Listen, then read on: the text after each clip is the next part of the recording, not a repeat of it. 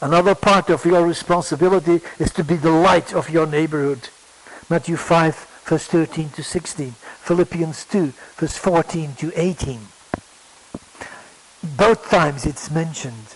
The idea is there is darkness, and darkness has swept this society, and is covering your neighborhood, and darkness lies, it abuses, it makes people insecure, makes people dishonest, cruel, perverse, and with that darkness has come coldness, sort of impersonal, and you can feel that today, especially around the time of what we have now with the COVID problems. There's an uncaring attitude, although we speak about caring, but we recognize those who care, but they are caring because that's their job, that's their functioning in society. We have to be very careful, because we are the light, like I said before, let a little light shine. There are families in society today that are so afraid of the morning. 5 o'clock in the morning, families are afraid that when the husband comes home, the wife is afraid whether he will be lovingly or he will hurt her again. Or the little girl lying in her bed, afraid for the father to come home because he misused her several times. And she is afraid that he will do it again.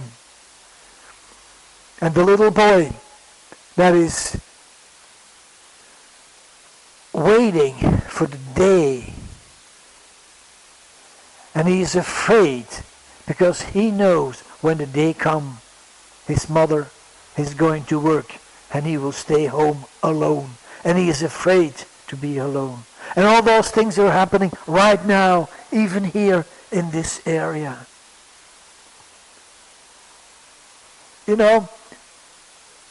That is what we have to tackle. That is the work we have to do. God has called us to be light. God has called us to be the helpers of this world, the people who need Jesus. And we are the representatives of Jesus. So, we as a person, we are a member of the church. We are also a member of this society. And even if you think yourself, I'm a pastor, and just think about your colleagues in this area. How many of the Catholic priests do you know? How many of the Protestant pastors do you know? How many of them have you visited? How many of them have you talked to? Not to talk to them as such, but to let your light shine in their lives. Because many of them are looking, are waiting, are hoping, and they are looking for peace. Some of them are not even born again. What a problem we face. Another thing we have to look at is the pastor as an evangelist. We looked at him as a shepherd, we looked at him as a member, we looked at the example of Jesus, but now let's look at the pastor as an evangelist. When you talk to pastors in general, and you ask them whether they have the gift of evangelism, the overall majority would say, no, I don't have the gift. Well, it's very simple. According to the Bible, there's no gift of evangelism. But when you ask them, do you do evangelism? Many, the overall majority, and I'm talking about between 75 and 85% of the pastors will say they don't do any evangelism at all. If the church is doing evangelism, it is a ministry of the church, but they are not involved. And they say, well, yeah, we know about Paul speaking about evangelists in Ephesians, and Timothy is talking about him, that he has to work as an evangelist. But I think myself as a pastor and a teacher. When I went to Canada to study, we had an outing with the class. We went to an area near the harbor of Vancouver, and so we had a kind of a you can almost say a free outing, in the sense that the idea was to touch the lives of the people around. How do you do that? To touch lives of people you have never visited before, you have never met them before, you don't know anything about them, because you're not living in the, I mean, even if you live in that same area, you may not know them. So what happened was, I went with the others, and I saw someone, and you know, I have an easy thing when they have something in their hands, or when they have something on their shirts. I will ask them, what is this? For example, if it says a certain place, then I ask them, have you been there before? And in many cases it's just a t-shirt, and that's fine. But then I can go on and say, okay, well, you know, I'm here as a student, and suddenly we were talking, and one of my professors afterwards came to me and said, you know, you clearly have the gift of an evangelist. And I looked at him and I said, I don't know. I mean, I would not describe myself as an evangelist. So I understand when the people say you're an evangelist. And of course, I mean, yeah, we started churches, so you must have some kind of evangelism, almost in your blood, to do certain things. But look at the Bible. Would you call the Apostle Paul as an evangelist? No, I mean, we have another name for him. We call him apostle. Why don't we call him evangelist? Why do we call only the 4 gospel writers evangelists? Why not Paul? Why not Jude? Why not Peter? Well, because seemingly it doesn't fit in our minds. But when we look at Philip, one of the 7 who was chosen as deacon in the Jerusalem church, we found him afterwards preaching the gospel to the eunuch. And then we consider him as an evangelist, because he is preaching the gospel in the way we know the gospel is to be preached and should be preached. So we think of him as an evangelist. But that's the exception. That's almost the exception in the New Testament. Remember that when we speak about evangelism, it is not mentioned in Romans 12, it's not mentioned in 1 Corinthians 12. So it is not what we call charismata, a spiritual gift. We don't call it that way. We only know it's being mentioned in Ephesians 4, verse 11, speaking about the people who are doing things in church, like an evangelist, like a pastor, a teacher, a prophet, or an apostle. So we have no problem with calling Philip an evangelist. We have problem calling other people an evangelist. And we certainly have calling ourselves evangelists. And sometimes we are, and we don't know it. And that's the problem, because you have a possibility, an openness to the people around you. I remember we visited a shop in Sri Lanka, and of course we have the problem there in Sri Lanka. We do not speak there are at least 4 different languages spoken. We only speak English. Some of the people will understand English enough to talk to us. One day we visited a store, and what happened was a family of 4,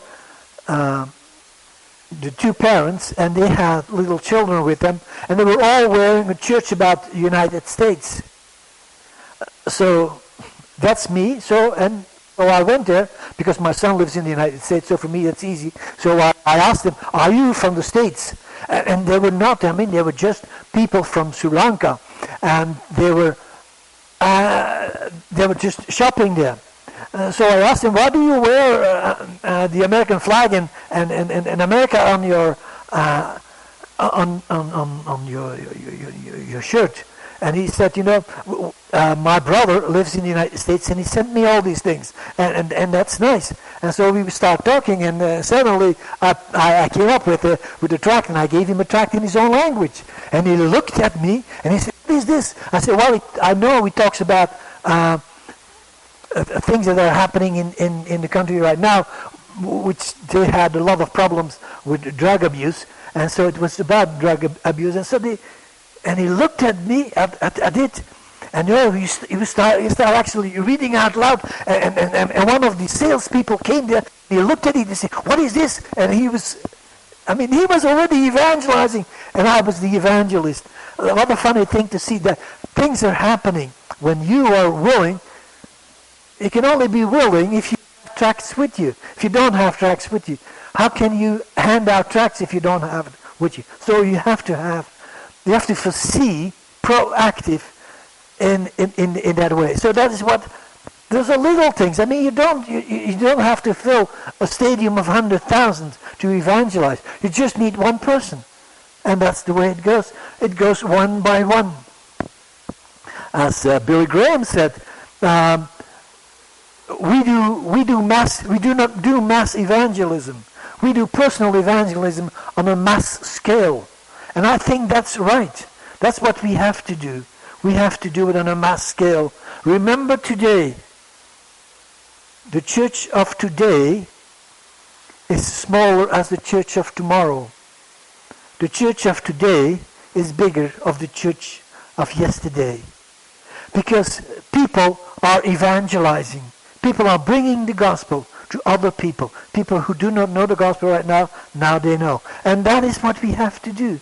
So we have to abide by certain rules. We have to look at the people who need it. We'll have to look at how can we touch those people's lives. Remember the rule, the general rule, the golden rule on evangelism: never talk to your neighbor about Christ before you talk to Christ about your neighbor. The same thing goes when you do evangelism, even if it just happens to be in a shop. I was touching the lives of the people around me in that shop. Michelle was praying. And I prayed silently before. I said, I would like to do something. And so God gave me that opportunity. And so that is how it goes. And it's not just about 100,000 pages long dissertation you have to write. No, you just have to bring the gospel. Bring the gospel, and God will give the increase. When you bring, God will add. When you bring the gospel will be heard. And that is what is happening. That is what God wants you to do.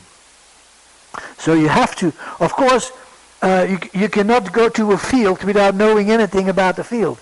If you don't know whether they speak English, what can you do with a gospel tract in English if you don't speak it? If they are not able to read it, so you have to bring in what they can read, what they can understand. So the identification of the field is very clearly: contact the local churches or contact the local ministries who do evangelism to see what can be done. And that's the same thing for us. Wherever we are, wherever we go. It's not something you have to it's not something you have to do in the sense that it's an obligation, but it's an opportunity. So you identify your field, you know where you go, you know what tract you can do and you take with you, and then you can go. Then you can do something to reach out for the people. So you have to, in a certain way, you have to define the task, because people in the church need to know what to do and how to do it. the people in church have to see someone else doing it. Otherwise, they don't know what to do. I remember we did house-to-house ministry, going from one place, from one house to another in the area we lived in. I rang a bell and I had tracts in my hand, and I gave a tract to that person who came out and asked him. I asked that person to something that was related to the tract I was giving. So I start talking. When we came back afterwards for an evaluation of that same day, someone came to me and said, "How do you do that?" I don't know. I have no idea. I mean, there's not something I do special when I start talking to people. No, it's something that happens. You pray for it. You have something in your hand, and someone is, and so the linkage is made. So identify your field. You have to know what you're doing. You have to define the task, because God is giving you the possibility to reach out to the other people. An atmosphere in a country or in a city or even in a district can be in a certain way that you have to do certain things as evangelism, but you have to omit other things. I remember we evangelized among Muslim people, and so we used a biblical text, but it was written in Arabic. And so we handed out the Arabic text. So the Muslims had no problem with us. But the integration office, they had a problem with us because they couldn't read it. So they came to us and said, "Why are you doing this to us?" I said, "Well, we are just trying to explain the gospel to them." We have to, when we have a defined task, we still have to do it. Okay? So it's not just meeting the people of church, but it's meeting the people outside of the church. Sometimes it can be through a film or a theater or a drama, or many things are possible, and there's no such a thing as the system of evangelizing. It does not exist. Many things, you can almost say everything you do will bear fruit. Whatever you do. Whether you do tract distribution, whether you do door to door, whether you announce meetings, whether you have advertisement in newspapers or in train stations, everything will have some kind of response. And it is for us to find out what is working in our community. How do we go about? So that is what we can do. Okay. And secondly, we have to give people a reason to accept Jesus Christ. Because if you only talk about football, that may be interesting for you to talk about it, but I don't think people are really interested all the time. And certainly not everyone is interested. So we need to have a way of letting the people know that they need Christ. So that's what we have to do. 2 Corinthians 5:18, we are given the ministry of reconciliation. Let's use it. And when we have people in church who are willing to go and do evangelism, let's prepare them. Let's do something together with them. And let's equip them in a certain way. Of course, you cannot equip everyone in all different types of evangelism, so you have to do it in a certain way, in a limited way. We must evangelism as a whole church. That's another thing. What many people do not understand is that everyone can do evangelism. It's like when when you say you want to do some evangelism, you have to have some knowledge of the Bible. And I'm saying that's true. When you try to rehearse some Bible verses so you will know them by heart when you can use them, you have to do it yourself. Nobody can do that for you. So that is a little thing we have to do.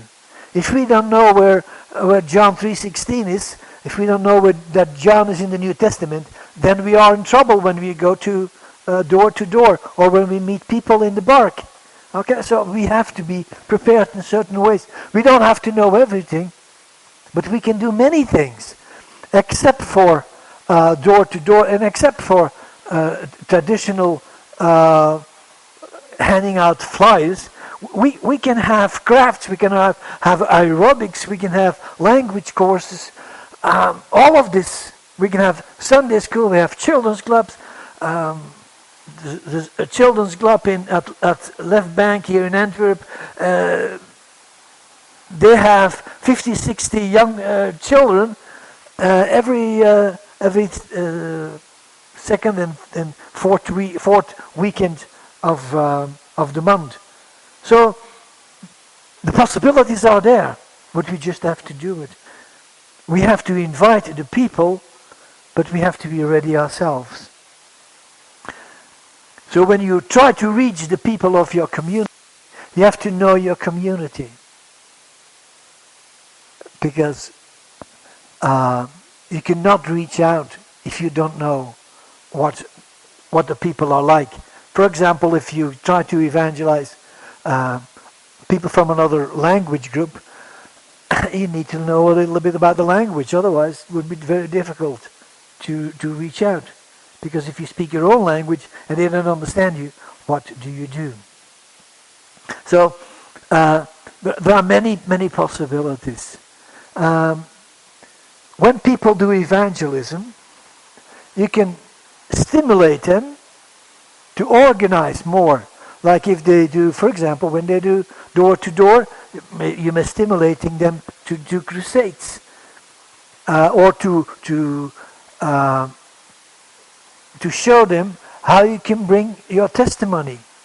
How a biblical part in Acts 26 would give you a list what to do and how to do it. Exactly the same way as Paul did it. And so we can do it. And so we can learn, we can use them.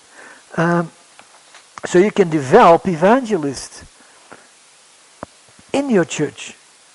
And when they see that evangelism is working, they are getting excited. And when they're getting excited, more people will come. So making them excited is not something you do and work on their feelings, but you do it through the Lord. And the Lord is going to use them according to their specific spiritual gifts. And even it can be that God is using their talents too. I mean, as far as I know, knowing to play the guitar is not a spiritual gift, according to my understanding. That is a talent. If you can do that, so, well, do it. If you can play the piano, play the piano. If you can, all those things are possible. And I've seen someone with a drawing board, and he went out and, he was starting, and although he was all by himself, and I think it was one other person with him, and he was drawing, and after 20 minutes, 15 people stood there and looked at him, and they were listening to what he was saying. So, what we have to do is according to what the Bible is teaching us. And what is the Bible teaching us? Well, it's very, very simple. 2 Timothy 4, verse 5. 2 Timothy 4, verse 5. And it says,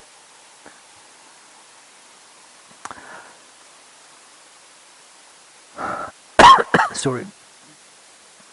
But you, keep your head in all situations and your hardship. Do the work of an evangelist. Discharge all duties of your ministry. Do the work of an evangelist. That is my request to you.